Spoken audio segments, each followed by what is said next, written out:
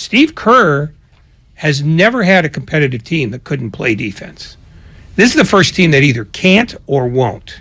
And if it's can't, then they got to fix it. And if it's won't, then they've got to start moving people, because this is intolerable for a team with championship aspirations. What or who is their biggest issue? I think that's it. As a team, they don't defend well. I think where did this start? Because this team wasn't second in the NBA in defense. Yeah, defensive rating just a year ago. I think is it all GP2? Is it all Otto Porter? No, well, that's part of it. But the young guys all sort of made their reps, such as they are, by being offensive players, and they haven't learned how to play the kind of team defense that Steve Kerr wants. Jordan Poole probably isn't ever going to be a good defender. He might be passable, but he's going to have the gift that Stephen Curry had, which was to play next to a shutdown defender in Klay Thompson. He doesn't have that, and I don't know that he's going to become that. In fact, I would tend to doubt it. Kuminga just wants to run up and down and block shots and dunk, and Weissman, I guess, is just having trouble absorbing all the nuances that are required of him. And maybe part of that is because those two guys played about 9 minutes of college basketball. Kuminga didn't play any, and Weissman played, I think, 69 minutes. 3 total games for Wiseman. Yeah, so, they're incredibly raw, and a lot of incredibly raw players never get out of that raw stage. So it could be that they're just going to be, that's a possibility that people around here don't want to hear, but it's a possibility that very much exists. Really? You think this, I think it could be. I don't know, because I can't tell the future. Well, first of all, how long do you wait in your mind before you evaluate an NBA season? 20 games? 25 games? Oh, yeah. Don't tell me it's anything less than that. They haven't hit that yet. Right. But when you've played 40 quarters and you've given up 30 points or more in 26 of them, that's not good. That's atrocious defense. And that's not just, gee, those teams are better than us. That's inattention to detail. That's forgetting the stuff that you worked on in practice the day before. How much of it is mental? How much of it is physical? And I ask that because I think of this starting 5. Looney, Steph, Klay, Draymond. Wiggins has got pretty good quickness, but the other guys, lateral quickness, I don't know. No, but they made the lateral quickness. You can beat their starters off the dribble, seemingly at will, and then you get into that kind of inside against them, and then you can kind of pick what you want to do. No, but because they recognize that, they are very good at switching. They're very good at dropping off their guy to help with your guy. They're very good help defenders. And that's how they got to be a good defensive team. They had 2 standout defenders in the early going. And that was Thompson and Green. Then they inherited Wiggins, who suddenly blossomed as a great defensive player to the point where he was the guy who was guarding Luka Doncic, and he was the guy who they would stick on Jokic, and he was the guy they put on Tatum in the final. So they've got guys who can do that. But they did have guys on the second unit who you could put in here and there, and you wouldn't lose much defensively. They don't have that now. Ty Jerome is not that, obviously. Kuminga's not that yet. Weissman's not that yet. Poole probably won't ever be that. He's a scorer, pure and simple. And I think because of that, defense is not at the forefront of everybody's thinking. And if it's not at the forefront of your thinking, you're not going to be a good defensive team. And until they change that mindset, or Steve Kerr changes it for them, that's going to be a struggle, and that's going to make them a much less imposing team after 20 games, after 40 games, after 60 games. They have to be better at that. And if they're not, then they're just going to be an ordinary team. They're allowing the most points per game this season of any team in the NBA. 121 a game. Yeah, and you look at the other teams down there. That's 2.5 points a game worse than Detroit. That has nobody who's ever heard the name defense. Well, and look at the neighborhood they're in. They're the worst. Then there's San Antonio, Detroit, Indiana, and the Rockets. There's not a title contender anywhere close to that. No, Houston's trying to see if he can be the first team to lose 85 games. Right. That's the Victor Wembanyama sweepstakes teams right there. I mean, none of those teams are going to even make the playoffs probably. In all likelihood. And you look at it, the Warriors are only teams that they're only the Rockets and the Lakers have worse records than Golden State. I mean, that is unbelievable, really. And even though the road trip had 2 back-to-backs, those weren't good teams they were playing. With the single exception of New Orleans. Miami. I think is going to be really good. What do you think, Miami? I think they might be too old. I think they might just be fried. I mean, Tyler Hero's being exposed now because they're asking him to do more things and play more minutes. And he was a great guy to give you 24 off the bench and be really good. Duncan Robinson's disappeared. Though in the game against the Warriors, he was drilling threes every time he touched the ball. Yeah, but that was the first time. And people in Miami were pulling their heads off watching him or not watching him. And it's not because Eric Spoelstra suddenly became an idiot. He's still one of the best coaches in the sport. So, he is highly thought of. Yeah, I just think they're kind of old and they don't score much. They're, Well, let's talk about this because the Warriors starting 5 all, have decent plus minus, even though that it's kind of a flawed stat. But the guys because they're playing bench, with each other. I mean, that's the thing. That unit is pretty good together, so everybody's plus minus will rise. Right. How much of this is on Jordan Poole and his propensity to over dribble? I bring that up. He had 20 points against the Pelicans at Smoothie King on Friday, but 5 of 18 from the field. He shot 27%. He had 9 assists, but he also had 5 turnovers. He's shooting 30% from the field in the last 3 games, 22% from the arc. 14 turnovers, though, and 13 assists, and just not a lot of defense and an awful lot of dribbling. What are you seeing from Poole? Why have we seen regression from Poole? He's ball-centric on a team that lives on ball movement. When he gets the ball, his first instinct is, how can I shoot? Because I think in the back of his mind, he thinks, I'm supposed to be the heir to Stephen Curry. And that's what he envisioned Stephen Curry as being, the extraordinary shooter. And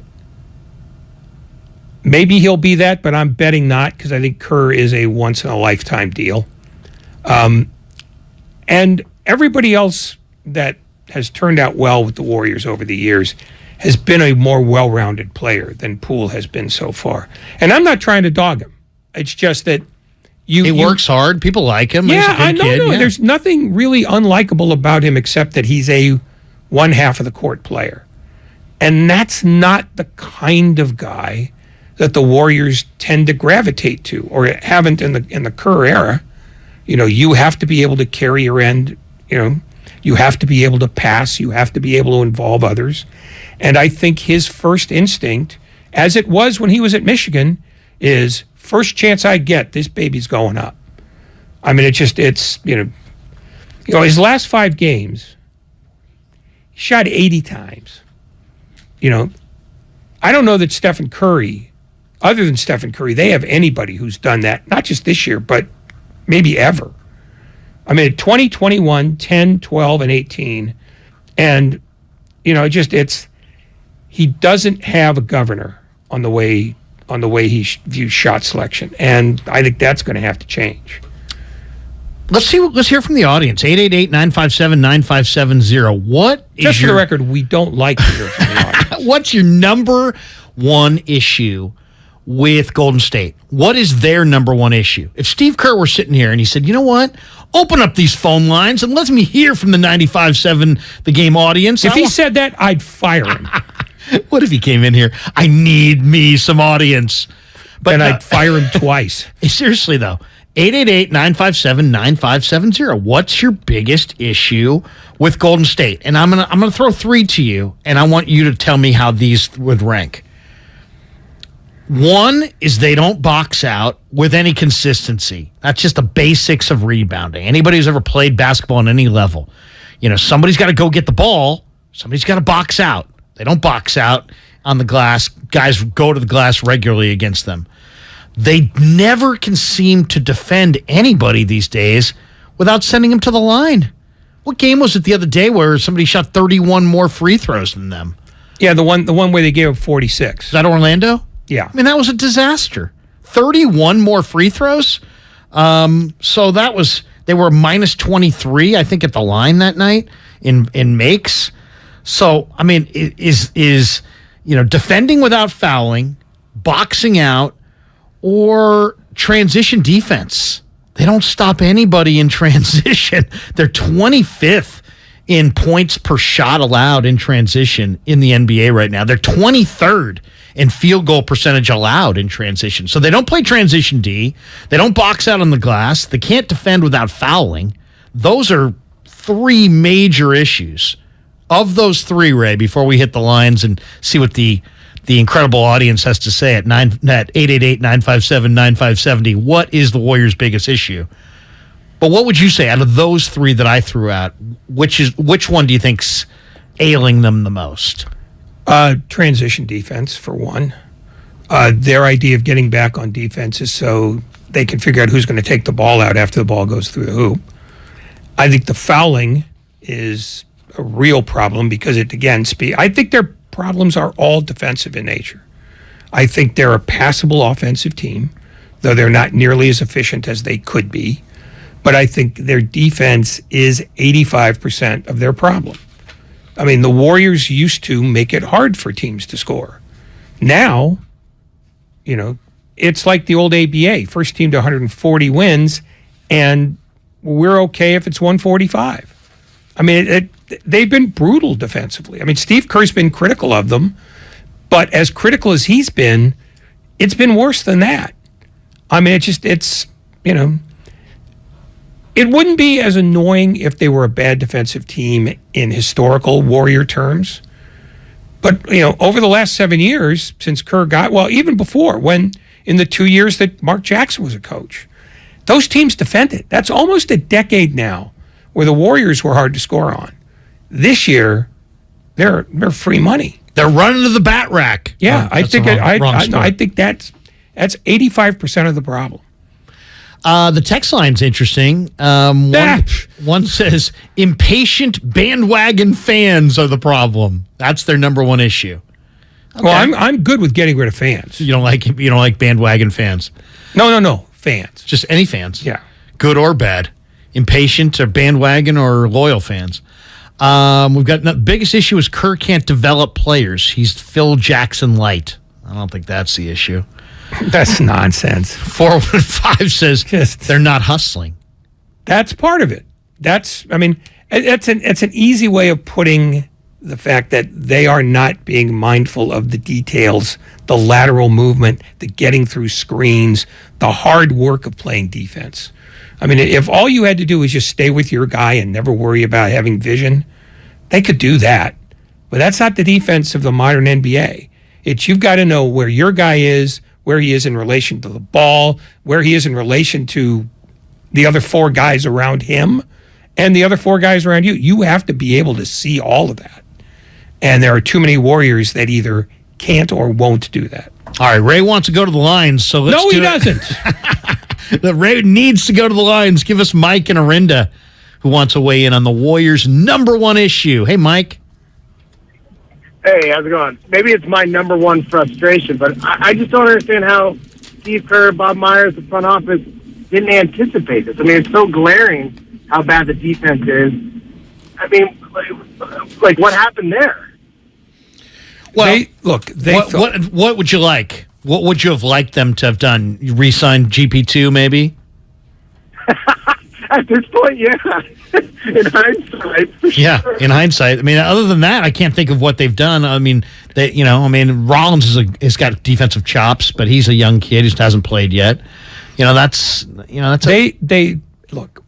If you want to say they made a mistake, it's that they expected an awful lot out of two guys who haven't played very much in their lives, in Kuminga and Weissman, and Weissman was having a hard time picking it up before he got hurt, and then lost a year and a half. So he's essentially still a rookie. Kuminga hasn't played enough to not be a rookie, even though he's been here for a year. I think that was the miscalculation, that they would be able to teach these guys how to play the defense they want taught. I mean, I think they were probably willing to accept the fact that Poole is not going to be a plus defender. I think of their four guys, they like Poole scoring the most, but I think everything else they like Moody the most. And Moody was not the guy that they were, planning to build their future around. So I think that's it more than anything else, is they thought that their two big guys would come along a lot quicker so that they wouldn't have to worry so much about Poole's defensive deficiencies. I think Kerr even kind of referenced it. He said, it's like some of the things we're doing, it's like these are things that college coaches should have been doing, but these guys didn't go to college. Let's go to, is it D or Dre in Walnut Creek? D. D's in Walnut Creek. D, welcome. You're on 95.7 The Game. What is the Warriors' main problem, their number one issue? Defense, but I think Jordan Poole is still a raw talent. He's got a lot of oohs and ah moments, but he needs to learn how to catch and shoot the ball like Clay, and that involves you got to move without the ball, and that goes for Kuminga too. And next time you guys talk to the owners, let's get Luke Walton back on the bench, because the guy next to Curry isn't doing the job. I'll take my answers off the air. Wow, now we're taking on NBA coaches. That's ridiculous. I mean, Walton is the reason? No, it's not. And I'm not saying anything about Walton at all. Steve Kerr managed to fake his way to 4 championships in 8 years. You can't be a lunkhead and do that. I mean, Do they miss Mike Brown, I guess is the question. He was like their defensive coordinator, I guess. How much do they miss Mike Brown? How much of this is attributable to Mike Brown being up in sack now? I don't think very much at all. And this is not a knock on Mike Brown. He was very good, but they had a good defensive coach in Ron Adams before that. I think the problem is this 2-track system that they've got has shorted them in one significant area, and that is defensively. Their best defenders, their youngest of their best defenders, is Wiggins, who's 27. The other guys are in their 30s, and you start to slow down at some point, especially Draymond Green, who has been getting beaten up and beating up guys for a decade now. That wears on you. And even now, he's still a plus defender by any standard. I think the problem is that they haven't been replaced with guys who care as much about defense or are as accomplished at it. And I think if you want to say somebody screwed up, it's the folks in the draft room who said in back-to-back seasons, we're going to go for a guy who hasn't played college ball that of any recognizable value. I mean, just Weissman and Kuminga. Weissman's in his 3rd year still trying to learn it. Kuminga's in his 2nd year still trying to learn it. And I think the Warriors thought that they would each pick up enough so that they could sort of buttress each other. Instead, whoever's in is a defensive liability. And teams can spot a defensive liability quickly. And so between those two guys and Poole, who's still, his goal in defense is to try to outscore his own deficiencies. Now you've got a second unit that can't defend, can't hold leads, and all of a sudden, when the starters come back in, they're looking at a deficit after they had built up a lead. So I just think if you're looking for a reason, that's it. They expected too much out of guys who were too young. One more before the break. Marvin's in Concord says he wants to weigh in here. Hey, Marvin, you're on 95.7 The Game. Yeah, hi, guys. How you doing today? Good. I think the Warriors management is confused. They don't know their identity. They don't know if there's an old team trying to go for one last dance, or if they're a new team trying to develop. And they need to make a decision. There are forks in the road. They need to go left or right. And they're trying to do both at the same time, and it's impossible. It's interesting. The Niners are doing the same thing in a lot of ways. They're trying to do 2 different things at once. Contend for a title, contend for a Super Bowl, and develop Trey Lance. And, of course, it wasn't working well necessarily, or it didn't look like it was going to work well. And now that decision got kind of made for them. Warriors are doing the same thing. They're trying to win the NBA title and bring along Kuminga and Wiseman, and maybe they just didn't realize how raw those two players really are at the end of the day. I want to hammer down a little bit more on James Wiseman, though, because I think he's really interesting, and whether or not they can play these guys together. I mean, that also is a major question.